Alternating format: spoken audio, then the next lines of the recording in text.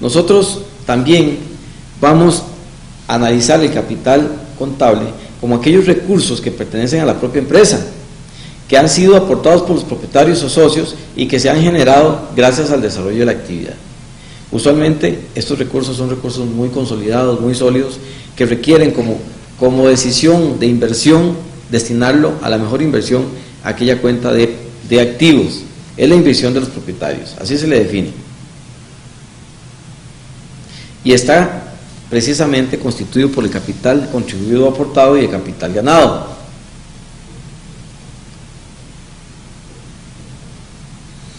¿Cómo está constituido el capital contable? También con fondos propios. Parte de la financiación que no ha de devolverse. La financiación propia es aquella aportación de los socios y la autofinanciación. Estos son los resultados que reflejan el contenido propio de la cuenta de capital. La financiación propia se retribuye a través de reparto de dividendos, como les contaba ahora. Por eso uno de los riesgos más altos de esta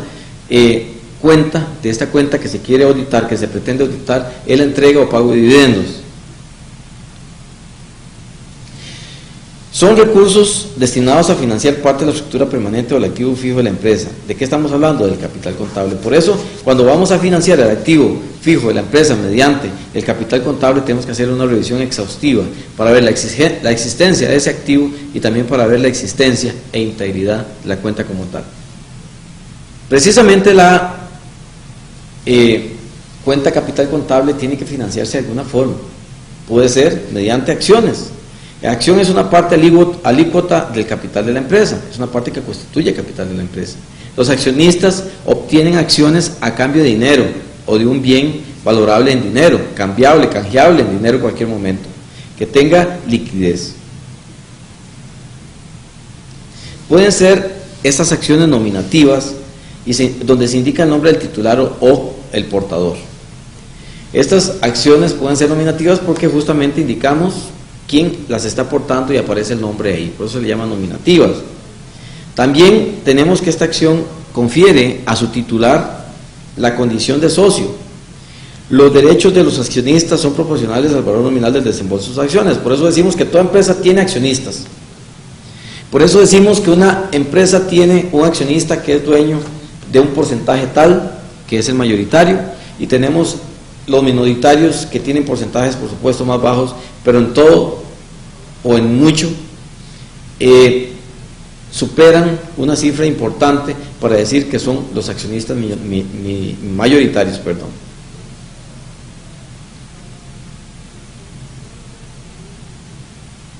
Este valor de las acciones se presenta de una forma muy particular. Ustedes bien saben que hay valor de las acciones que es el valor nominal, parte alícuota del capital social de la compañía, y aparece estampado en el título la suma de los valores nominales de todas las transacciones que está realizando la empresa, será igual al número de acciones que constituyen en sumatoria la cifra presentada en el capital social.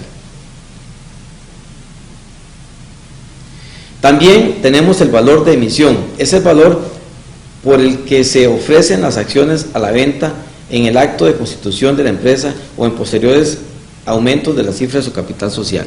Ese es el valor de la emisión, el valor que tienen esas acciones en el momento en que son emitidas realmente. Y tenemos que la emisión de las acciones puede ser a la par, cuando el valor nominal es igual al valor nominal de mercado, y por encima de la par como una prima cuando el valor de la emisión es superior al valor nominal. Ahí lo tienen ustedes en pantalla, en escritura, esa característica particular que tiene el valor de las acciones. Y tenemos la constitución de capital. El capital se constituye en muchas formas. Una de las formas es el capital suscrito, el capital exhibido, el capital adicional, el capital no exhibido, las aportaciones a cobrar a socios, etcétera, etcétera. Justamente los aumentos de capital se nos dan por algunas formas típicas y tradicionales, por la emisión de nuevas acciones o elevación del valor nominal de las ya existentes. Vean ustedes qué interesante. A mí, si me aumenta el capital o esta forma de financiación, o de esta forma de financiamiento mediante la emisión de nuevas acciones o evaluación del valor nominal de las ya existentes. ¿Cómo? Mediante el aumento de capital, que podría darse también mediante nuevas aportaciones dinerarias de los socios al patrimonio social, incluida la compensación de créditos contra la sociedad, como en la transformación de reservas o beneficios, ya que figuraban en dicho patrimonio. Muy bien. Tenemos la reducción de capital. También, así como vimos que existen aumentos de capital que deben ser auditados minuciosamente, detalladamente, tenemos también cómo hacer para tratar las pérdidas, para compensar las pérdidas de capital. ¿Cómo vamos a hacer? Se emplearán en primer lugar las reservas de libre disposición y la parte correspondiente de la reserva legal, y solo se procederá a la reducción de capital si este importe no es suficiente. Vean ustedes qué interesante. Igual, la reducción de capital se presenta para constituir o incrementar la reserva legal. Se emplearán obligatoriamente en primer lugar las reservas de libre disposición y solo se procederá a la reducción del capital si ese importe no es suficiente.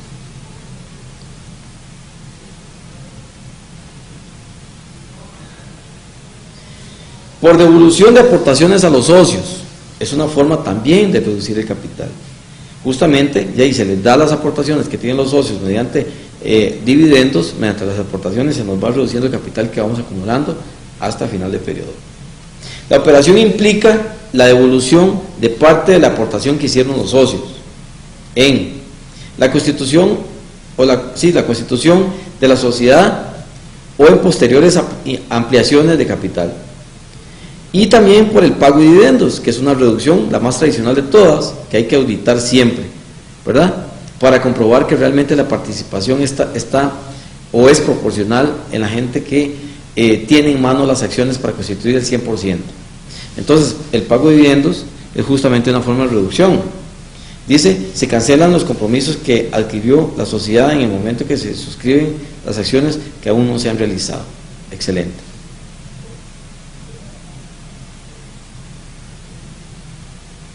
También se reduce el capital por incremento de las reservas. Es la operación inversa a la ampliación de capital, con cargo a reservas, y consiste en el traspaso de determinado importe de la cuenta de capital a una de reservas, de modo que el patrimonio neto varía en su composición, pero no disminuye. Esa es otra de las formas de disminución.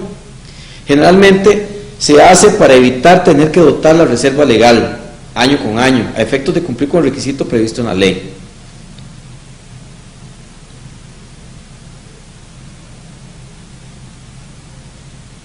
En cuanto al capital ganado, que es otro componente del capital contable, es otro componente de la cuenta de patrimonio, tenemos la utilidad del periodo como capital ganado.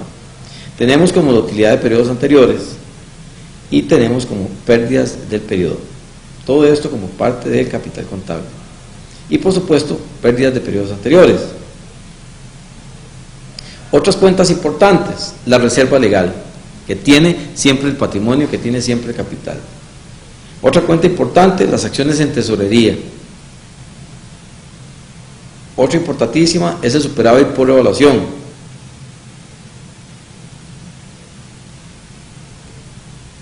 Y mostramos, por último, un estado de cambios en el patrimonio que viene siendo un insumo importantísimo para nosotros los auditores, contadores públicos, para analizar el movimiento, los cambios que ha mostrado la cuenta de capital mediante el capital social común, mediante las acciones en tesorería, mediante el superávit, mediante el capital preferente, mediante el capital por revaluación, el superávit por revaluación, etcétera, etcétera.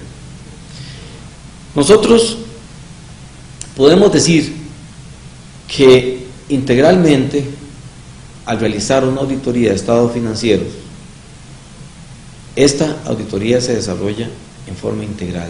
Se le ve la parte financiera, el análisis financiero y el análisis operativo a las partidas y cuentas. También lo podemos hacer en forma independiente, nada más tomando en cuenta el área financiera. También lo podemos hacer tomando en cuenta el área operativa. También lo podemos tomar en cuenta desde el punto de vista forense si hay fraude.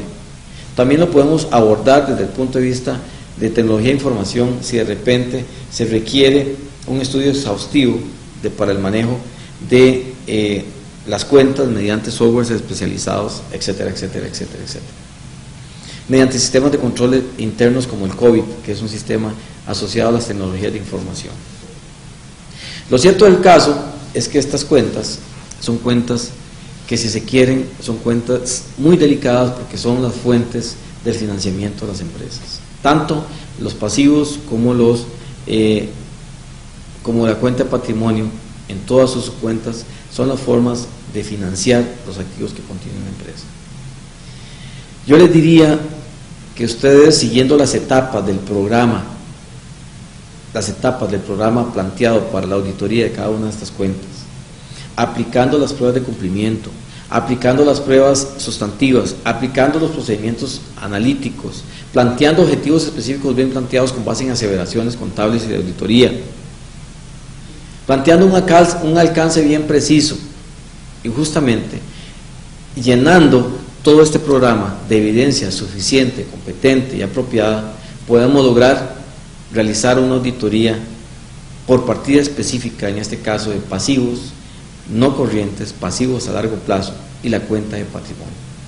Con esto damos terminada la charla del día de hoy dedicada a la cuenta de pasivos no corrientes y patrimonio, para invitarles a seguir con la secuencia de auditorías de las otras cuentas que nos quedan y, por supuesto, terminar el curso logrando dictaminar, sea con dictámenes de opinión limpia o sea con dictamen de opinión modificada. Les agradezco mucho el día de hoy y nos despedimos. Hasta pronto.